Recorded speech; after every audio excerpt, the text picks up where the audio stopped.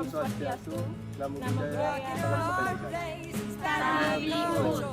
Kami dari kelompok 6 Ras RB akan mempresentasikan tugas-tugas DPWK. Kami yang beranggotakan saya Muharram Wildan Wicaksono dengan ujung NIM 062 asal Lampung Tengah. Saya Nadira Alia Ramadhani dengan ujung NIM 107 dari Tangerang. Saya Rosmini Bukit dengan ujung NIM 104 asal Medan. Saya Arneta Semerakir dengan ujung NIM 073 asal dari Medan. Saya Diana Tasya dengan ujung NIM 089 dari Medan.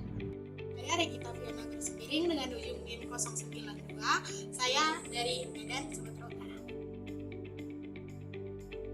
Adalah proses menyusun langkah-langkah atau strategi untuk mencapai tujuan tertentu.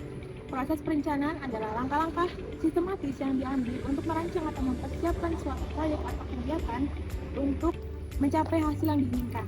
Langkah-langkahnya mencakup perumusan tujuan, pengumpulan informasi, analisis, pemilihan strategi, dan implementasi rencana. Sejarah perencanaan wilayah dan kota di Indonesia tidak dapat dilepaskan dari penjajahan pada masa kolonial yang berlangsung di Indonesia selama 350 tahun. Pada masa kolonial, perencanaan kota lebih berorientasi pada konstitusi seperti bangunan, jembatan, dan tata ruang kota. Setelah Indonesia merdeka pada tahun 1945, terjadi pertumbuhan pesat pada kota-kota besar karena adanya migrasi dan terjadinya baby boom yang turut melanda Indonesia pada masa Perang Dunia Kedua. Pada saat tersebut, kondisi infrastruktur masih kurang baik. Rencana 5 tahun pertama pada tahun 1956 sampai 1560 dibuat, yang kemudian dilanjutkan dengan pembentukan perencanaan nasional.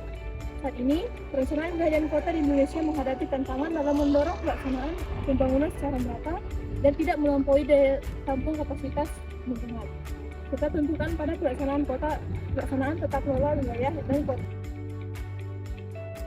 Aspek keprofesian dalam bidang perencanaan mencakup pemahaman mendalam terhadap peraturan etika dan kemampuan analisis. Sebagai perencana, keterampilan berkomunikasi, manajemen proyek, dan kepemimpinan juga sangat penting. Peluang kerja di masa depan bagi perencana melibatkan sektor pemerintah, swasta, dan lembaga non-profit. Dengan pertumbuhan kota dan kompleksitas masalah lingkungan, perencana akan dibutuhkan untuk mengelola pembangunan berkelanjutan, perencanaan tata ruang, transportasi, dan revitalisasi wilayah. Peningkatan perhatian terhadap keberlanjutan dan adaptasi terhadap perubahan iklim juga membuka peluang baru bagi perencanaan di masa depan. Ruang lingkup wilayah dan kota adalah dua macam ruang lingkup dalam perencanaan wilayah dan kota. Ruang lingkup wilayah adalah lingkup analisis keruangan yang dijadikan objek studi dengan batas-batas aspirasinya, sedangkan ruang lingkup kota adalah daerah yang sudah sangat berkembang karena kelengkapan sarana dan prasarananya, yang memiliki tingkat pembangunan paling mempunyai pusat aktivitas dengan tingkat pembangunan yang pesat karena terkait fungsi pelayanan skala lokal ataupun kota dan regional. Dalam konteks geografis, kota adalah suatu entitas geografis yang umumnya memiliki struktur pemerintahan sendiri seperti pemerintahan kota atau dewan kota. Sedangkan kawasan perkotaan mencakup wilayah yang lebih luas daripada definisi kota dan termasuk daerah di sekitarnya.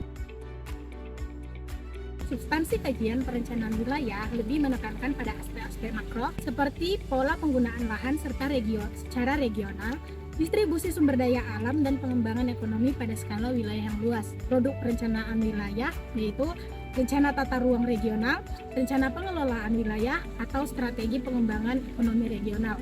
Sedangkan substansi kajian perencanaan kota lebih fokus pada detail perkotaan, mencakup aspek-aspek seperti tata ruang kota, transportasi, perumahan, dan fasilitas publik. Produk perencanaan kota yaitu rencana tata ruang kota, rencana zonasi kota, rencana transportasi kota, atau rencana pembangunan perkotaan. Dengan demikian, perencanaan wilayah dan kota memiliki pendekatan yang berbeda untuk memahami dan mengelola ruang, sesuai dengan skala dan kompleksitas masalah yang dihadapi. Produk perencanaannya mencerminkan kebutuhan dan tantangan spesifik dari wilayah atau kota yang menjadi fokusnya. Contoh wilayah yang mungkin menghadapi permasalahan terkait smart living adalah perkotaan yang padat seperti Jakarta. Perkotaan yang dapat seringkali dihadapkan pada tantangan seperti kemacetan lalu lintas, polusi udara, dan pengolahan limbah yang kompleks. Dalam kompleks smart living ini dapat dijadikan sebagai kesempatan untuk mengintegrasikan teknologi dan inovasi dalam mendukung kehidupan kota yang lebih efisien, berkelanjutan, dan berkualitas. Lalu, solusi smart living di Jakarta dapat mencakup pengembangan sistem transportasi cerdas untuk mengatasi kemacetan, penggunaan sensor dan teknologi IoT untuk memonitor dan mengelola polusi udara, serta penangkapan sistem manajemen limbah yang lebih efektif melalui integrasi teknologi ini. Diharapkan dapat meningkatkan kualitas hidup penduduk perkotaan dan merespon tantangan terkait dengan pertumbuhan kota yang cepat. Kami memahami kebijakan tentang tata ruang secara kepekaan serta keprofesian dari jurusan perencanaan wilayah dan kota. Yang ingin kami pelajari ke depannya ialah bagaimana cara menjadikan kota yang efisien, nyaman, dan berkelanjutan. Audio Jungle.